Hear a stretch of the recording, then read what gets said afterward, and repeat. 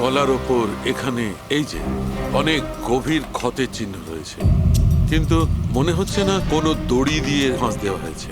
মনে হচ্ছে কেউ এর গলাটাকে দুটো জিনিসের মাঝখানে চেপে দিয়েছে। আর ডক্টর এটা দেখুন, এই হাঁটুর কাছ থেকে প্যান্ট পুরো ছিঁড়ে গেছে। এটা মনে হচ্ছে যে হাঁটু দিয়ে ওকে টানা হয়েছে। কি এমন শত্রুতা ছিল কারো যে এত নৃশংসভাবে মেরেছে? এর মাথাতেও একটা গভীর ক্ষত আছে। দেখি। মনে হয় কোনো ভারী জিনিস দিয়ে আঘাত করা হয়েছে, আর এই জন্যই হয়তো এর মৃত্যু হয়েছে। তার মানে এর গলায় যে চিহ্নটা আছে, মৃত্যু এর জন্য হয়নি? না দয়া, এর গলার ক্ষতটা গভীর নিশ্চয়ই, কিন্তু এর গলার নার্ভগুলো কাটেনি। এর শ্বাসনালীটা একটু একটু করে ভেঙে গেছে।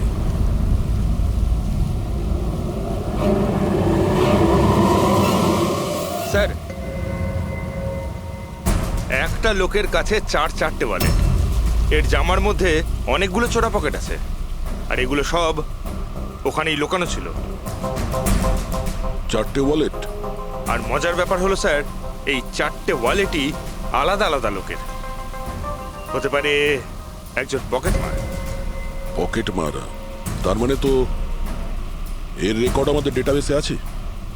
এর ব্যাপারে একটু খোঁজ করো। স্যার, স্যার এই বাড়িটাই।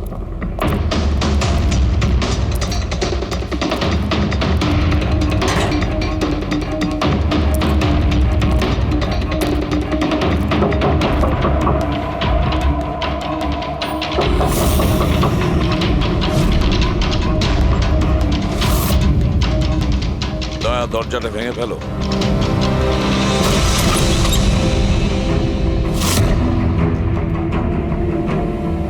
শুধু রাজুর খুন নয় স্যার, এখানে তো অনেক কিছু হয়েছে। মনে হচ্ছে কেউ কিছু খোঁজার চেষ্টা করছিল এখানে। চোরের বাড়িতে চুরি।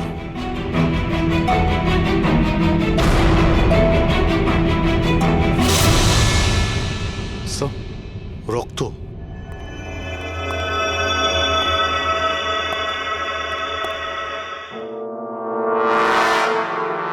মাই গড, উপর থেকে? উপরে কিছু আছে স্যার।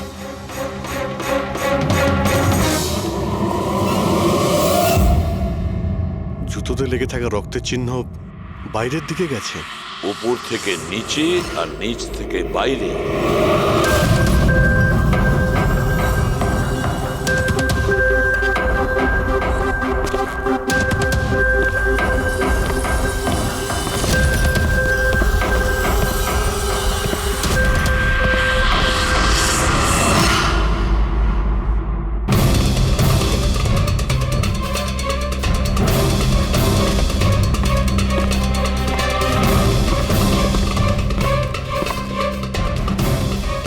স্যার, একে তো একদম রাজুর মতো টর্চার করেছে। হ্যাঁ, মনে হচ্ছে খুনি কোনো ধারালো অস্ত্র দিয়ে একে কুপিয়ে মেরেছে।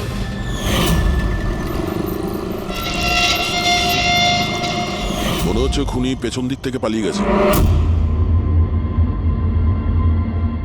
বডিটা পুরোপুরি ঠান্ডা হয়ে যায়নি। মনে হচ্ছে মৃত্যু 2-3 ঘন্টা আগেই হয়েছে। কিন্তু স্যার, এই লোকটা রাজুর বাড়িতে কি করছিল? এ আর রাজু হয়তো একই জায়গায় থাকতো, হয়তো দুজন একসঙ্গে পকেট মারের কাজ করত। হতে পারে এই দুজন কোনো পকেট মারের গ্যাংয়ের হয়ে কাজ করত। স্যার, রাজুর মৃত্যু 6-7 ঘন্টা আগেই হয়েছিল। তাহলে খুনি প্রথমে রাজুকে মেরেছে, তারপর ওর লাশ রাস্তায় ফেলে দিয়েছে, তারপরে খুনি এখানে এসেছে এই বাড়িতে, একে টর্চার করেছে, আর 2-2.5 ঘন্টা আগে একেও মেরে ফেলেছে। খুনি এই দুটো চোরকে কেন মারবে, তাও আবার এইভাবে? মনে হচ্ছে যে এর কাছে কিছু ছিল বা আছে, যেটা ওই খুনি চেয়েছিল। কিন্তু এরা তো ছোটখাটো চোর, ওর দরকারে এমন কি থাকতে পারে? না, কিছু তো চাই খুনির, যাও খুঁজে বেড়াচ্ছে। এটা কি করে জানতে পারবো যে যার জন্য ও এখানে এসেছিল সেটাও পেয়েছে কিনা? একটা কাজ করি আমরা, আশেপাশের সমস্ত প্রতিবেশীদের জিজ্ঞাসাবাদ করো। কেউ না কেউ তো দেখে থাকবে, কেউ কিছু যদি শুনে থাকে। শিবা আর রাজু এখানে বস্তিতে থাকতো, কেউ খুব নৃশংসভাবে ওদেরকে মেরে দিয়েছে, আর কেউ কিছু শোনেনি। কোনো অচেনা লোককে এই বাড়িতে আসা যাওয়া করতে দেখেছিলে? না ম্যাডাম। বোকা ভেবেছেন আমাদের? আপনাদের ঘরগুলো এত কাছাকাছি আর কেউ কিছু দেখেননি, শোনেননি? কি করে সম্ভব? সেরকম কোনো ব্যাপার নয় স্যার, আপনি বাকি লোকেদের কথা জিজ্ঞেস করলে বলতে পারি, কিন্তু কিন্তু কি? এই রাজু আর শিবার ব্যাপারে কেউ কিছু জানে না স্যার, আর ওরাও বেশি কারুর সাথে মিশতো না, তাই আমরাও ছেড়ে দিয়েছিলাম। কত আর গায়ে পড়ে কথা বলা যায়? হ্যাঁ স্যার, ওরা ঠিকঠাক ছিল না, উল্টোপাল্টা লোক ওদের বাড়ি আসতো, দুবার তো পুলিশও এসেছিল, তাই আমরা ওদের সঙ্গে মিশতাম না।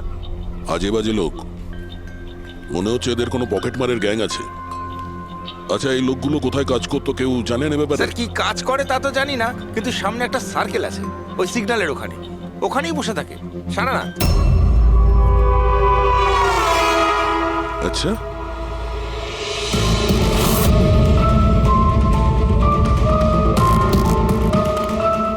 এই এই দাঁড়া, পঙ্কজ, পুরবী,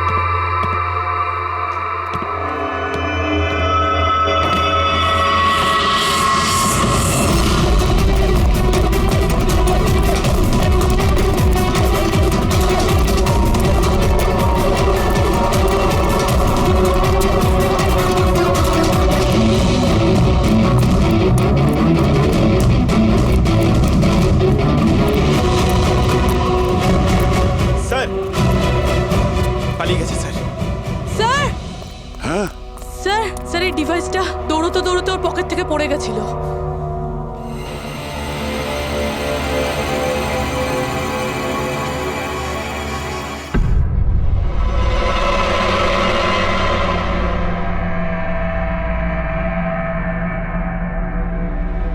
অভিজিৎ, তুমি একদম ঠিক কথা বলছো। ওইখানে সিঁড়ির ওপর যে জুতোর চিহ্ন ছিল সেইটা, আর এই জুতোর চিহ্নগুলো, এই দুটোই আলাদা। খুনির কোনো সাথীও ছিল, ওরা দুজন ছিল। স্যার, বাইরের একটা লোক একটু গন্ডগোলের মনে হলো, তার পেছু নিলাম। ও তো পালিয়ে গেল স্যার, কিন্তু পালানোর সময় ওর কাছ থেকে গিগার কাউন্টারটা পড়ে যায় sir. Geiger counter, radioactive wave measure করার ইনস্ট্রুমেন্ট, এইটা এমন দামি ইনস্ট্রুমেন্ট চোরেদের কাছে আসলো কি করে? একটু দেখো তো। বস, এরকম জিনিস তো আমি প্রথমবার দেখছি। এটা কোনো এক্সপার্ট দিয়ে কনফার্ম করি। স্যার, একটা কথা আমি বুঝতে পারছি না, এই লোকটা 3 ঘন্টা আগে মারা গিয়েছে, আর ওই যে লোকটা এক্ষুনি পালিয়ে গেছে, যার হাতে ওই গিগার কাউন্টার ছিল, ও এখানে কি খুঁজছিল? সেটাই খুঁজছে, যেটা এখন পর্যন্ত পায়নি ও। আমাদের চলে যাওয়ার জন্য অপেক্ষা করছিল ওরা।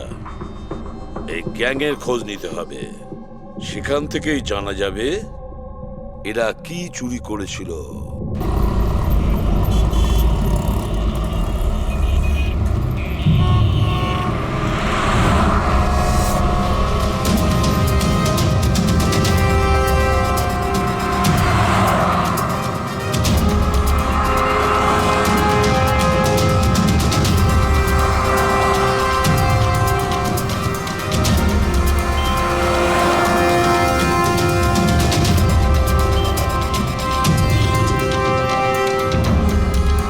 এই, কি করছিলি? কি হচ্ছে? কিছু না ভাই, ওই আমার ওয়ালেটটা কেউ একটু বের পেছনে করার যাও। চেষ্টা করছিল। সরো। আরে এটা এটা তো ওয়ালেটে ছিল না। খুলি নম্বর 10, দেওয়ারি চক। এ তো অ্যাড্রেস। এই, তুই ওয়ালেটে হাত দিয়েছিলি? না না স্যার, এ আপনি কি বলছেন? আমি কিছু করিনি। এই, তুই ওকে পকেট মার নাকি? হ্যাঁ, চুরি করছিস তুই? না হ্যাঁ? না স্যার, আপনি আপনি কি বলছেন স্যার? আমি ভদ্রলোক, আমি কিছু করিনি, আমি চোর ঠিক নই। আছে, ঠিক আছে, সরি, আপনি যেতে পারেন। সরি। হ্যাঁ, একটা কাজ করা যাক, খলি নম্বর 10 তেওয়ারি চক, ওখানে গিয়ে দেখা যাক। জানি না ভাই, এমন মনে হলো যে কেউ পিছন থেকে হাত দিচ্ছিল পকেটে।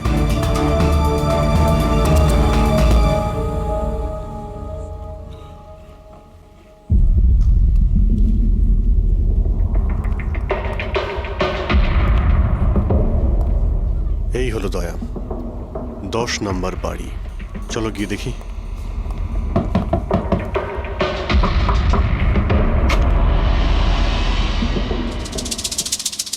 তুমি তুমি তো সেই যেখানে আমি জিজ্ঞাসাবাদ করছিলাম, যেখানে এটা আমার পকেটে এসেছিল। আগে স্যার, আমার নাম প্রকাশ। আমি হলাম সেই ব্যক্তি যাকে আপনারা খুঁজছেন। আসুন স্যার।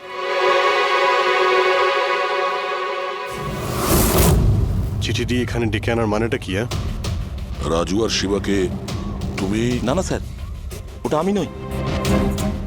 আমি এই দলের প্রধান, আর এই ছেলেগুলো আমার জন্য কাজ করে। আর তুমি নিজেই আমাদের এখানে ডেকে আনলে? হ্যাঁ, এটা জানার পরেও যে আমরা তোমাকে অ্যারেস্ট করতে পারি? স্যার, রাজু আর শিবার কেসটায় আমি আপনাদের সাহায্য করতে পারি। তার বদলে আপনি আমাকে আর আমার ছেলেদের সাহায্য করবেন। এই, তুই জানিস তুই কার সঙ্গে কথা বলছিস? হ্যাঁ, সিআইডি। আর আমরা কোনো অপরাধীর সঙ্গে এইসব সৌদাবাজি করি না, বুঝেছিস? নিশ্চয়ই কোনো বড় সমস্যায় তুমি ফেঁসে রয়েছো, না হলে আমাদের এখানে ডেকে আনার রিস্ক নিতে না। একদম তাই। খুব বিপদের মধ্যে আছি স্যার, আমাদেরকে বাঁচান।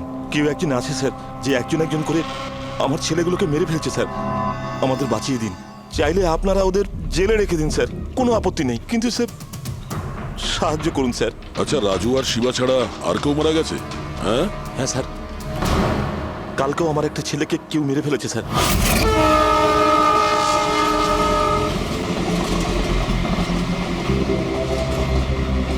একে কেউ একে চেনে? হ্যাঁ সাহেব, এ তো আমাদের এই সিগন্যালের সার্কেলটার ওখানে ভিক্ষে করতো। এ তো ভিখারি। এ ভিখিরি নয়, পকেট মার। তাছাড়া ওর জামা কাপড় থেকে ভীষণ মদের গন্ধ আসছে। মনে হয় মদ খেয়ে ও কিছু ঝামেলা পাকিয়েছিল। ছোটখাটো পকেট মারছিল, এই জন্য পুলিশও কিছু করেনি।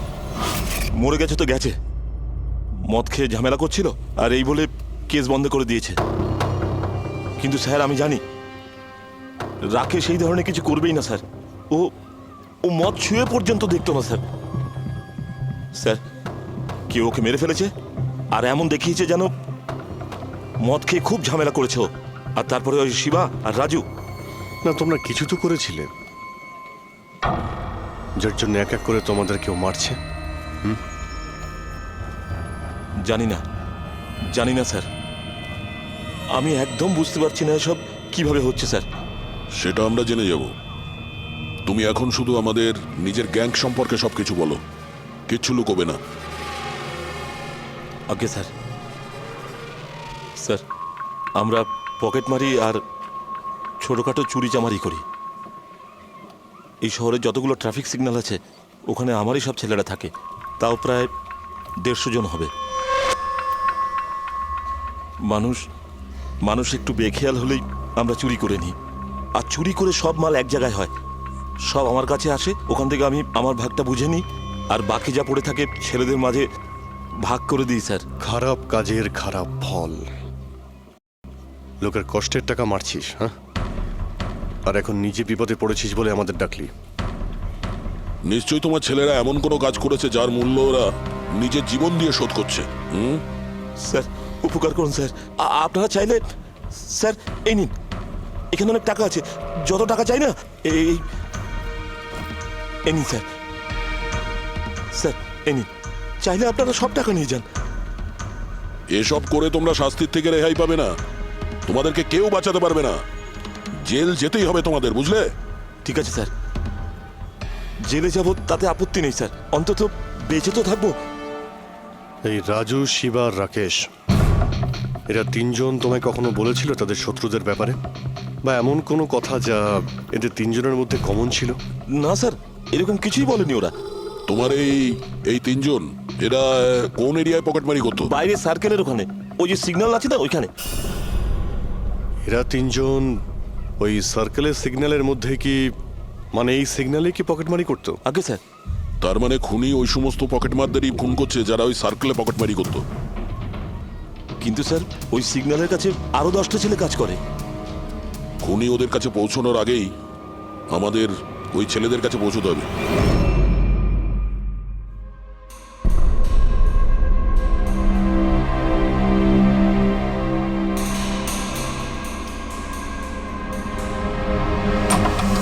সরি সালুঙ্কে, আমার জন্য অপেক্ষা করতে হলো। আরে প্রচুর দরকারটা busy যখন ছিলাম। আমার, তখন তো আমাকে অপেক্ষা করতেই হবে না?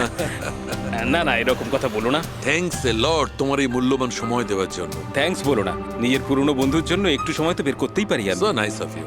আচ্ছা বলো, কি মনে করে আজকে? আসলে তোমাকে এইটা দেখাতে চাই। সালুঙ্কে, এটা তো গিগার কাউন্টার। আই নো ভাই, এটা গিগার কাউন্টার, কিন্তু এত ছোট্ট গিগার কাউন্টার। হ্যাঁ সালুঙ্কে, এটা যথেষ্ট ছোট আর যথেষ্ট শক্তিশালীও বটে। এটা খুব ছোট রেডিয়েশনেরও খোঁজ দিতে পারবে। কিন্তু এটা তুমি পেলে কোথায়?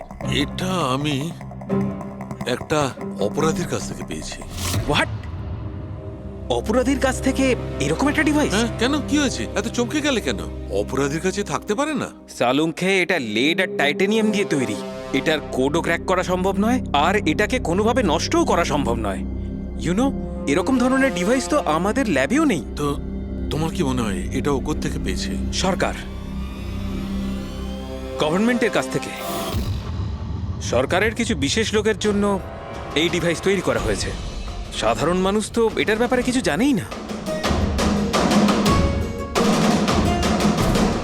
সরকার, গভর্নমেন্ট, তার মানে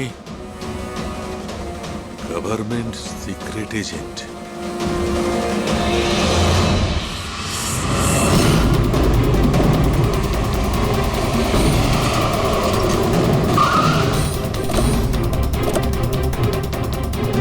প্রকাশের গ্যাংয়ের যতগুলো মেম্বারদের আমরা পেয়েছি তারা প্রত্যেকেই ঠিক আছে। না কারো উপরে আক্রমণ হয়েছে আর না কেউ মারা গিয়েছে। দেখা যাক এই ঠিকানায় আমরা কি জানতে পারি। তোমার কি মনে হয় খুনি কেন শান্ত হয়ে গেছে?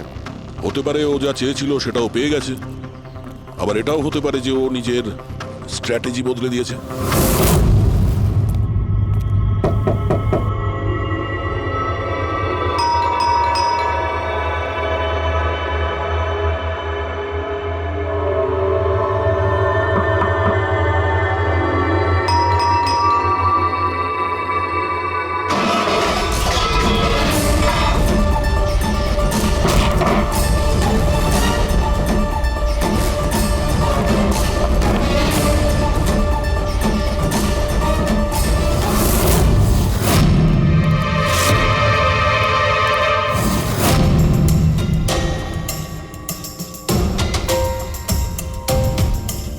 স্যার, যদি তা সত্ত্বেও আপনার আমার কথা বিশ্বাস না হয়, তাহলে এই রইল রয়ের বসের নাম্বার।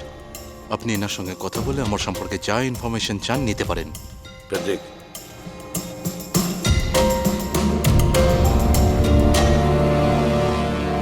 এই সমস্ত কিছু চক্রান্তে রয়ের ভূমিকা কি? স্যার, আসলে এটা আমাদের একটা সিক্রেট অপারেশন। এটা এমন কি সিক্রেট অপারেশন যা গুন্ডা বদমাইশ আর পকেটমারদের সঙ্গে জড়িত আছে? জড়িত নয় স্যার, কিন্তু এরা কিছু একটা চুরি করেছে, আর সেটাই ফিরিয়ে আনার জন্য এই পুরো অপারেশন। কি কি চুরি করেছিল ওরা? স্যার, সেই ব্যাপারে কারোর সঙ্গে কোনো আলোচনা করার পারমিশন আমাদের নেই। দেখো, সিআইডির ওপর তোমাকে ভরসা রাখতেই হবে, না হলে আমরা তোমাকে কোনো সাহায্যই করতে পারবো না। ঠিক আছে স্যার, কিন্তু এই কথাটা প্লিজ আপনার আর আমার মধ্যেই যেন থাকে। স্যার, আসলে সরকারের একটা গোপনীয় নিউক্লিয়ার ইউনিট আছে, যার মধ্যে সায়েন্টিস্টরা একটা টপ সিক্রেট প্রজেক্টে কাজ করছে। এই প্রজেক্টের ব্যাপারে বেশি লোকজন জানে না, কিন্তু সেখানকারই একজন এমপ্লয়ি কম্পিউটারের ডেটা হ্যাক করে সব ইনফরমেশন চুরি করে নিয়েছে। স্যার, ওকে আমরা ধরতে চাইছিলাম, কিন্তু তার আগেই ও সমস্ত ইনফরমেশন নিয়ে পালিয়ে গেছে। ইন্টেলিজেন্স রিপোর্ট অনুযায়ী সেই সমস্ত ইনফরমেশন একটা পেন ড্রাইভে কপি করা হয়েছে। ওই পেন ড্রাইভের মধ্যে নিউক্লিয়ার প্ল্যান্টের সমস্ত ইনফরমেশন রয়েছে। ওই পেন ড্রাইভের দাম এখন কোটি টাকার। যদি ভুল করেও ওই পেন ড্রাইভ কোনো ভুল লোকের হাতে চলে যায় তাহলে দেশের মারাত্মক ক্ষতি হয়ে যাবে। আমার মিশন ওই পেন ড্রাইভটা ফিরিয়ে আনার।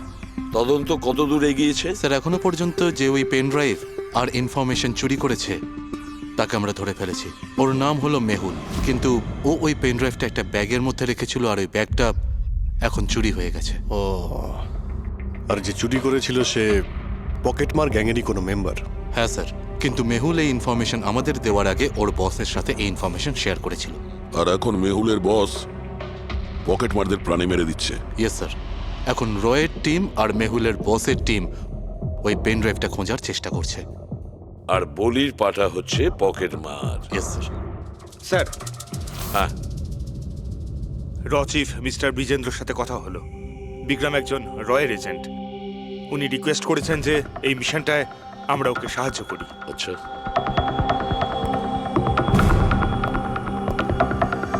আচ্ছা, পেন ড্রাইভটা কার কাছে আছে জানা জানি না?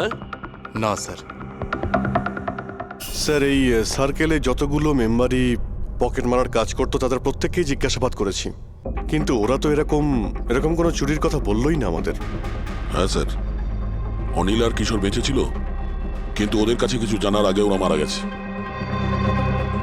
হতে পারে ওই পেন ড্রাইভটা এখনো অনিলের কাছেই আছে, বা হয়তো অনিল ওই পেন ড্রাইভটা এই বাড়ির মধ্যেই লুকিয়ে রেখেছে।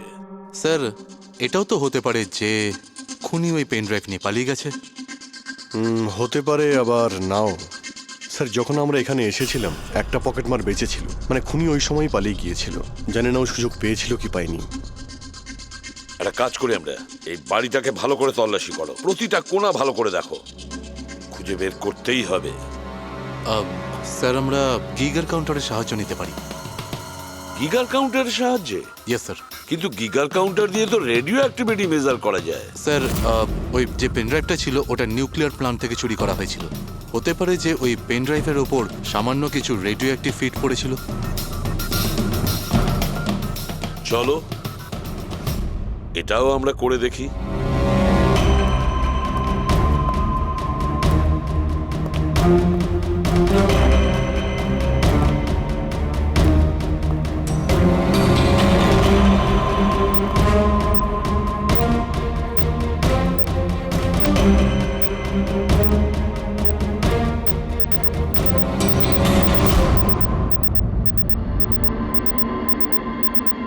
স্যার, হ্যাঁ, এই ব্যাগটার থেকে আওয়াজ আসছে। দেখো ব্যাগটার ভেতরে, তাড়াতাড়ি।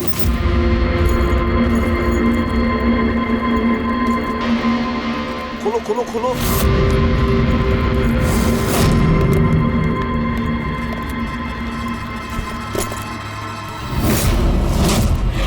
না স্যার, এটা কিভাবে সম্ভব? গিগার কাউন্টার তো বলছে ব্যাগটার ভেতরেই আছে। না, কিছু না কিছু গোলমাল নিশ্চয়ই আছে। স্যার, যদি একবার পেন ড্রাইভটা ওদের হাতে চলে যায় তাহলে সেটা ফিরে পাওয়া খুব মুশকিল হয়ে যাবে। না, এই পেন ড্রাইভটা ওদের হাতে পৌঁছবে না। এই বাড়িটাকে ভালো করে আবার চেক করো গিগার কাউন্টার দিয়ে। চলো।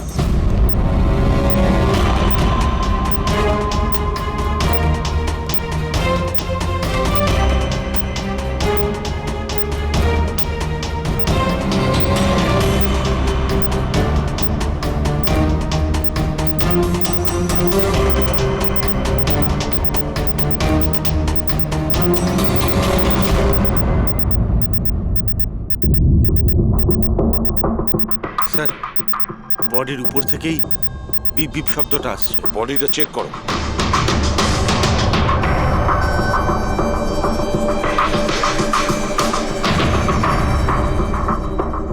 স্যার, জামার ভেতরে তো কোনো পেন ড্রাইভ নেই। যদি পেন ড্রাইভটা জামা কাপড়ে না থেকে থাকে তাহলে কি পেন ড্রাইভটা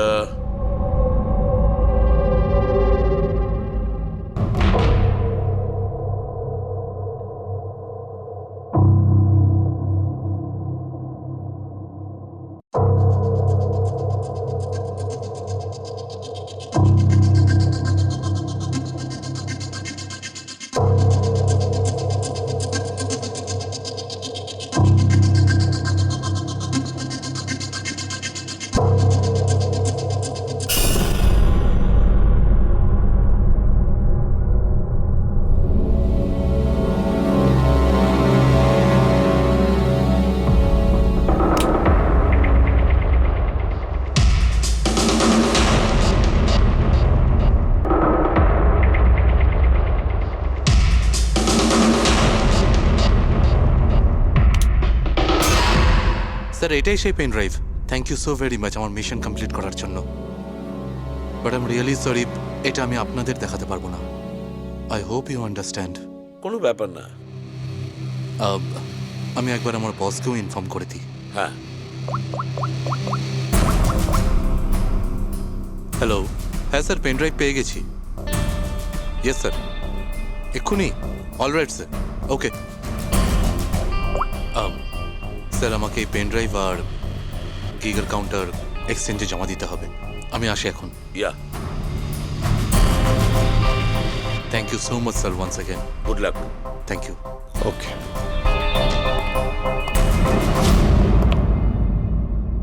এই পেন ড্রাইভ তো পাওয়া গেল স্যার, কিন্তু খুনি এখনো উধাও। ওর জন্য কোনো জাল বিস্তার করতে হবে স্যার। হ্যাঁ, কি অদ্ভুত ব্যাপার স্যার, একটা পকেট মার পেন ড্রাইভের জন্য নিজের প্রাণ দিয়ে দিল। সেটাই তো বুঝতে পারছি না। ফেডরিক ঠিকই বলেছ, একজন পকেট মার পেন ড্রাইভের জন্য নিজের প্রাণটাও দিয়ে দিল। ওই পেন ড্রাইভটার ব্যাপারে ও কিছুই জানতো না। গোলমাল আছে, নিশ্চয়ই কোনো না কোনো গোলমাল আছে। স্যার, টাকার জন্যই বিক্রম বলছিল না এই পেন ড্রাইভটায় কোটি টাকার ইনফরমেশন ছিল। না ফ্রেডি, টাকা যতই হোক না কেন, জীবনের থেকে টাকার দাম বেশি না। একটা কাজ করি আমরা, পকেট মারের গ্যাংয়ের যে বস আছে না, ওকে ফোন করি আমরা। হ্যাঁ হ্যালো প্রকাশ, এসিবি প্রদ্যুমান বলছি। হ্যাঁ সালাম সাহেব। দেখো আমি দুটো লাশের ফটো পাঠাচ্ছি, তুমি দেখে বলো, ভালো করে দেখবে ওরা দুজন তোমার গ্যাংয়ের মেম্বার কিনা, অনিল আর কিশোর। হ্যাঁ স্যার।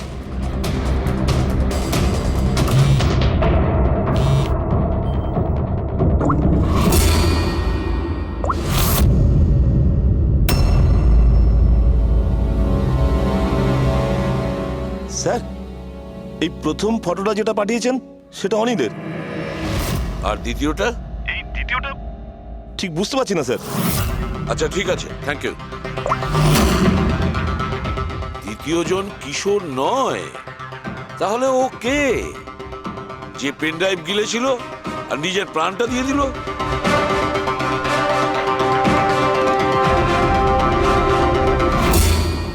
ফেডরিকা, একটা কাজ করো, রয়ের বিজেন্দ্রবাবুকে ফোন করো, জিজ্ঞেস করো ওনাকে। হ্যালো মিস্টার বিজেন্দ্র, আমি সিআইডি থেকে ফোন করছি, ফ্রেডি। একটু আগেই আপনাকে বিক্রম ফোন করেছিল না? কি না? Thank you sir. My god, যে লোকটা ভিতরে মরে পড়ে রয়েছে সেই হলো আসল বিক্রম, যে পেন ড্রাইভের জন্য নিজের জীবন দিয়েছে। কিন্তু তাহলে স্যার, যে এই পেন ড্রাইভটা নিয়ে গেল একটু আগেই, সে তাহলে? ও খুনি ছিল ফেডরিক, খুনি ছিল, যে বিক্রম সেজে আমাদের সামনে এসেছিল। স্যার এটাই হয়েছিল, আসল বিক্রম যখন পেন ড্রাইভটা খুঁজতে ভিতরে ঢুকেছিল তখনই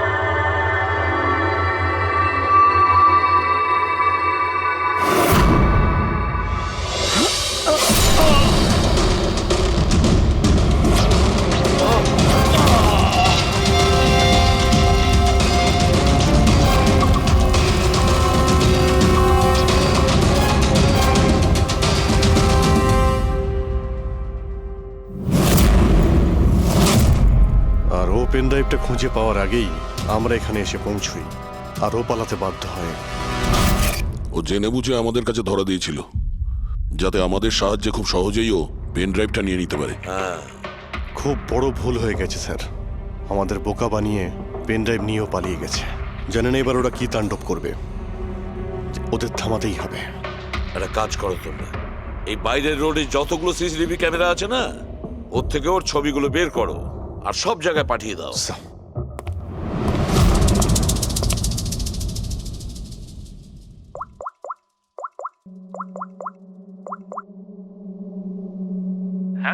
প্রকাশ, এসিপি প্রদ্যুমান বলছি। নিজের অপরাধের প্রায়শ্চিত্ত করতে চাও? তাহলে একটা কাজ করো, অলিতে গলিতে রাস্তায় রাস্তায় তোমার যতজন লোক আছে ওদের সবাইকে বলে দাও একটা ছেলের ফটো পাঠাচ্ছি, সে যেন শহর ছেড়ে পালাতে না পারে।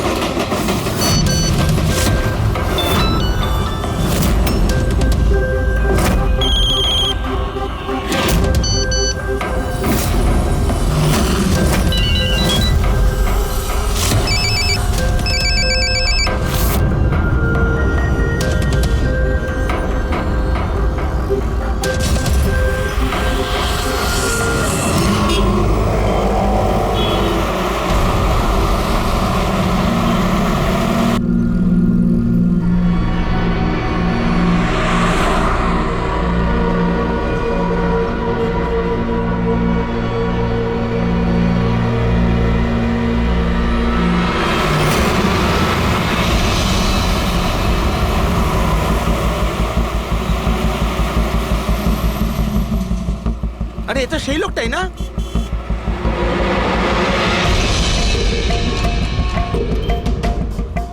হ্যাঁ, এটা সেই লোকটা। চলো।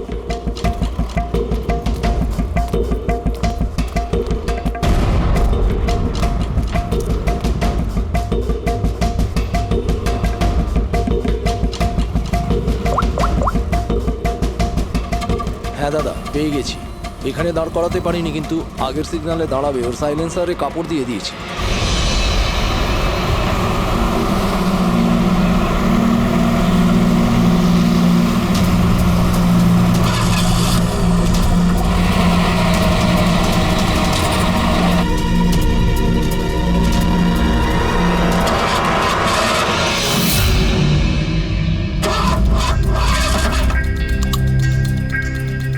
হ্যালো,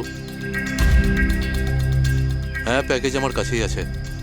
হ্যাঁ আমার গাড়ি খারাপ হয়ে গেছে, একটু সময় লাগবে কিন্তু আমি পৌঁছে যাব। হ্যাঁ ওকে ওকে।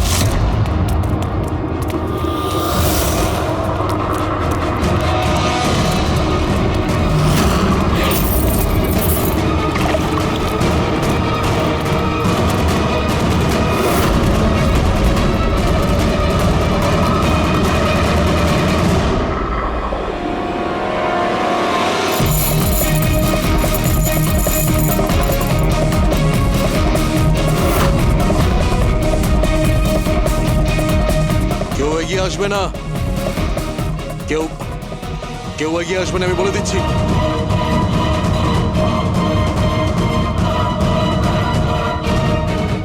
হ্যাঁ পিছিয়ে যাও, হ্যাঁ কেউ এগিয়ে আসবে না, পিছিয়ে যাও, পিছিয়ে যা আমি বলছি।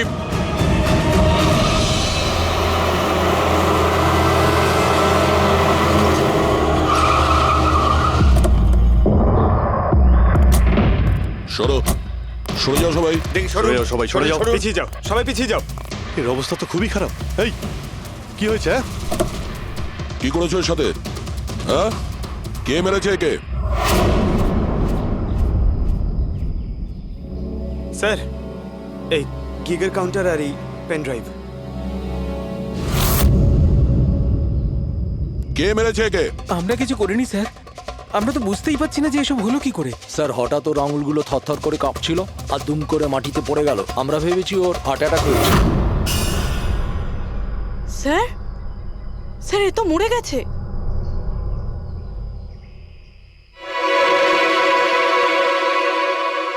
দয়া, এই দেখো সেই আংটিটা। এই ছুঁচের মধ্যে বিষ ছিল আর এইটা এই আংটির মধ্যে। আর বস, যদি আংটিটা এভাবে ঘোরানো হয় এই পিনটা বাইরে বেরিয়ে আসে। আমাদের অর্গান গ্যাং এর চোখ সিআইডি বন্ধ করে দিল। এটা তো ওই অর্গানাইজেশনের লোক মনে হচ্ছে। এটা কারা হতে পারে আর কি চায়, আর জানি না এখানে কি কি হতে চলেছে।